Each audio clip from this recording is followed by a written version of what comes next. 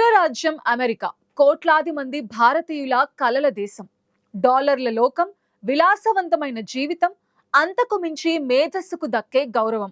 ఒకప్పుడు అమెరికా వెళుతున్నామంటే అదో గొప్ప, అదో హోదా. కానీ ఇప్పుడు సీన్ మారింది. ఒకప్పుడు మోడల్ మైనారిటీగా, అంటే అత్యంత క్రమశిక్షణ కలిగిన చట్టబద్ధంగా నడుచుకునే వలసదారులుగా భారతీయులకు అమెరికాలో బ్రహ్మరథం పట్టారు. కానీ నేడు అదే అమెరికా వీధుల్లో భారతీయులపై విద్వేషం బుసలు కొడుతోంది. మీ దేశానికి పోండి అనే నినాదాలు వినిపిస్తున్నాయి. ముఖ్యంగా సోషల్ మీడియా వేదికగా భారతీయుల ఆహారపు అలవాట్లు, వేషధారణ, పరిశుభ్రతపై అత్యంత జుగుప్సాకరమైన దాడి జరుగుతోంది. నిన్న మొన్నటి వరకు అమెరికాలో నల్ల జాతీయులపై, ఆ తర్వాత చైనీయులపై జరిగిన జాత్యహంకార దాడులు ఇప్పుడు భారతీయుల వైపు మళ్ళాయి.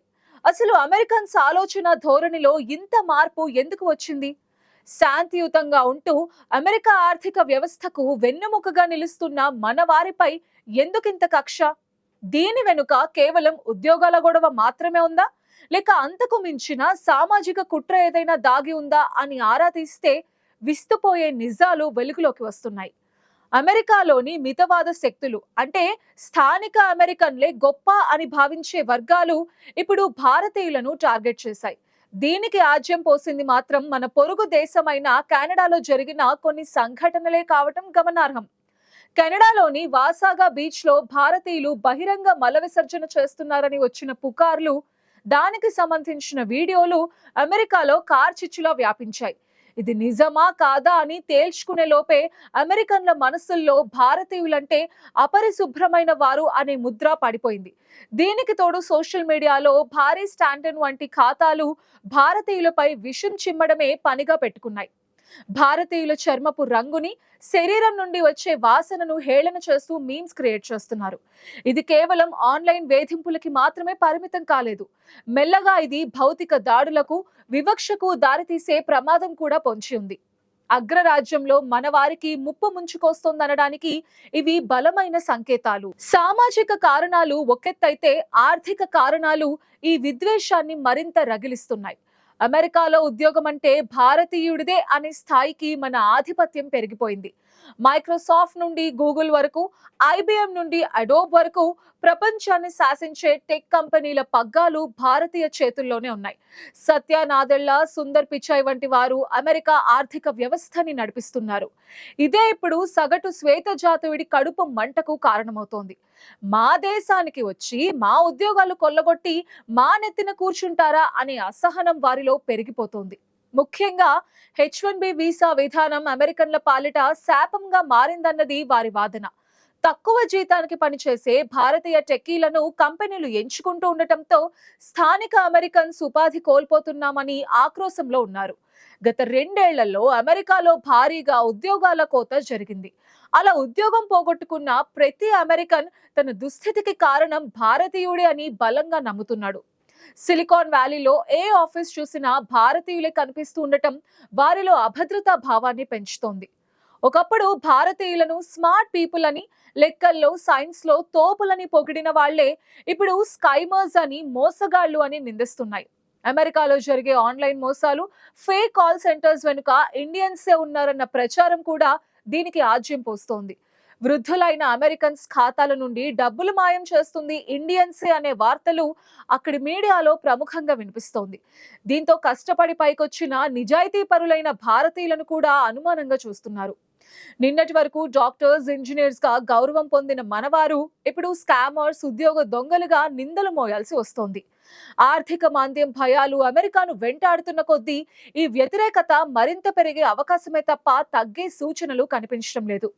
తమ దేశం 3వ ప్రపంచ దేశంలా మారిపోతోందని, దానికి కారణం విచ్చలవిడిగా వస్తున్న భారతీయ వలసదారులేనని మితవాద రాజకీయ నాయకులు చేస్తున్న ప్రసంగాలు ఈ నిప్పుకి గాలిని జత చేస్తున్నాయి. అమెరికాలో పెరుగుతున్న భారతీయ జనాభా కూడా ఈ ఘర్షణకు మరో ప్రధాన కారణం. గత 10 ఏళ్లలో అమెరికాలో భారతీయుల సంఖ్య 50% పెరిగింది. ప్రస్తుతం అక్కడ దాదాపు 50 లక్షల మందికి పైగా భారతీయులు నివసిస్తున్నారు. ఒకప్పుడు కేవలం న్యూయార్క్, కాలిఫోర్నియా వంటి పెద్ద నగరాలకే పరిమితమైన మనవారు ఇప్పుడు టెక్సాస్, జార్జియా, ఫ్లోరిడా వంటి మారుమూల ప్రాంతాలకు కూడా విస్తరించారు. డాలస్ వంటి నగరాల్లో ఎటు చూసినా భారతీయ రెస్టారెంట్స్, సినిమా థియేటర్స్, కిరాణా షాప్సే దర్శనమిస్తున్నాయి. ఇది స్థానికులకు మింగుడు పడటం లేదు. తమ సంస్కృతి కనుమరుగైపోతోందని, తమ ప్రాంతాలు లిటిల్ ఇండియాలుగా మారిపోతున్నాయని వారు ఆందోళన చెందుతున్నారు. దీనికి తోడు మనవారి ప్రవర్తనపై కూడా విమర్శలు వస్తున్నాయి. ట్రాఫిక్ నిబంధనలు పాటించకపోవడం, బహిరంగ ప్రదేశాల్లో గట్టిగా మాట్లాడడం, వ్యక్తిగత దూరం పాటించకపోవడం వంటి చిన్న చిన్న విషయాలను కూడా భూతద్దంలో పెట్టి చూపిస్తున్నారు. ముఖ్యంగా ఇంటర్నెట్ లో వైరల్ అవుతున్న స్ట్రీట్ ఫుడ్ వీడియోస్ అమెరికన్లలో మన పట్ల అసహ్యాన్ని పెంచుతున్నాయి.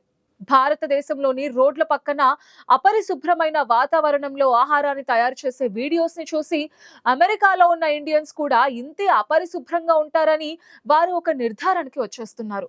వీరు మన దేశాన్ని కూడా మురికి కూపంలా మారుస్తారు అనే ప్రచారం జోరుగా సాగుతోంది. జస్టిన్ ట్రూడో చేసిన వ్యాఖ్యలు, అక్కడి ఖలిస్తానీ గొడవలు కూడా పరోక్షంగా అమెరికాలో భారతీయులపై ప్రభావం చూపిస్తున్నాయి. సరిహద్దులు దాటి వస్తున్న అక్రమ వలసదారుల సంఖ్య పెరగటం కూడా ఈ ద్వేషానికి మరో కారణం. మెక్సికో సరిహద్దుల ద్వారా అమెరికాలోకి అక్రమంగా ప్రవేశిస్తున్న వారిలో భారతీయుల సంఖ్య భారీగా పెరిగిందని గణాంకాలు చెప్తున్నాయి. చట్టబద్ధంగా అర్హతతో వచ్చిన వారికి, ఇలా గోడలు దూకి వచ్చిన వారికి తేడా లేకుండా అందరినీ ఒకటే ఘాటున కట్టి ద్వేషిస్తున్నారు. వీరు పన్నులు కట్టరు, మన వనరులను దోచుకుంటారు అనే ప్రచారం సామాన్య అమెరికన్స్ లో నాటుకుపోతోంది. ఫలితంగా పార్కుల్లో నడుస్తున్నప్పుడు, సూపర్ మార్కెట్స్ లో సరుకులు కొంటున్నప్పుడు మనవారిపై జాతి వివక్ష పూరిత వ్యాఖ్యలు చేయటం సర్వసాధారణమైపోయింది. ఈ మొత్తం వ్యవహారంలో అత్యంత ఆశ్చర్యకరమైన మరియు ఆందోళనకరమైన విషయం రాజకీయ కోణం. అమెరికాలోని మితవాద పక్షానికి చెందిన డొనాల్డ్ ట్రంప్ ని చాలా మంది భారతీయులు అభిమానిస్తారు. అబ్కీ బార్ ట్రంప్ సర్కార్ అంటూ నినాదాలు చేశారు. కానీ విచిత్రం ఏమిటంటే, ఏ ట్రంప్ నైతే మనవారు నెత్తిన పెట్టుకున్నారో అదే ట్రంప్ అనుకూల వర్గమే ఇప్పుడు భారతీయులపై అత్యధికంగా విషం కక్కుతోంది. Make America great again batch, America Americans కే సొంతం అనే నినాదంతో వలసదారులపై దాడులకు దిగుతోంది. వివేక్ రామస్వామి, ఉపాధ్యక్షుడి భార్య ఉషా వాన్సన్ వంటి భారతీయ మూలాలున్న వ్యక్తులు రాజకీయాల్లో ఉన్నత స్థానాల్లో ఉన్నప్పటికీ క్షేత్రస్థాయిలో మాత్రం సామాన్య భారతీయుడికి రక్షణ కరువైంది. రాజకీయాల్లో మన వారిని వాడుకుంటూనే మరోవైపు మన ఉనికిని ప్రశ్నిస్తున్నారు. మీరు మా నాయకులకు మద్దతు ఇచ్చినంత మాత్రాన మీరు మాలో ఒకరు కాలేరు అనే సంకేతాన్ని వారు స్పష్టంగా ఇస్తున్నారు. ఈ ద్వంద్వ వైఖరిని అర్థం చేసుకోవడంలో భారతీయ సమాజం తడబడుతోంది. ఇరాన్, చైనా వంటి దేశాల ప్రజలు ఒక వర్గంగా విడిపోయి ఉంటారు. కానీ భారతీయులు అలా కాదు. అమెరికా సంస్కృతిలో కలిసిపోవడానికి ప్రయత్నిస్తారు. కానీ ఇప్పుడు ఆ తలుపులు మూసుకుపోతున్నట్టు అనిపిస్తోంది. ఒకప్పుడు భారతీయుడంటే సాఫ్ట్ టార్గెట్, ఎవరి జోలికి రారు, గొడవలకు వెళ్లరు అనే పేరు ఉండేది. కానీ అదే ఇప్పుడు మనకు బలహీనతగా మారింది. మనపై దాడి చేసినా, అవమానించినా ఎవ్వరూ అడగరు అనే ధైర్యం వారిలో పెరిగిపోయింది. ఈ పరిస్థితుల్లో అమెరికాలో స్థిరపడిన భారతీయులు తమ భవిష్యత్తు గురించి పునరాలోచించుకోవాల్సిన సమయం ఆసన్నమైంది. కేవలం డాలర్స్ వేటలో పడి ఆత్మగౌరవాన్ని వదులుకుంటామా, లేక ఐక్యంగా ఉండి ఈ జాతి అహంకారాన్ని ఎదిరిస్తామా అన్నది తేల్చుకోవాలి. వచ్చే రోజుల్లో ఈ ఘర్షణలు మరింత ముదిరే ప్రమాదం ఉంది. ఆర్థిక మాంద్యం వస్తే మొదట బలయ్యేది వలసదారులే. అందులోనూ అత్యధిక వేతనాలు తీసుకుంటున్న భారతీయులే ఫస్ట్ టార్గెట్ అవుతారు. కాబట్టి అమెరికా కళ ఇకపై పూల పాన్పు కాదు, ముళ్ల బాట అని గ్రహించి అడుగులు వేయాల్సిన అవసరం ఎంతైనా ఉంది.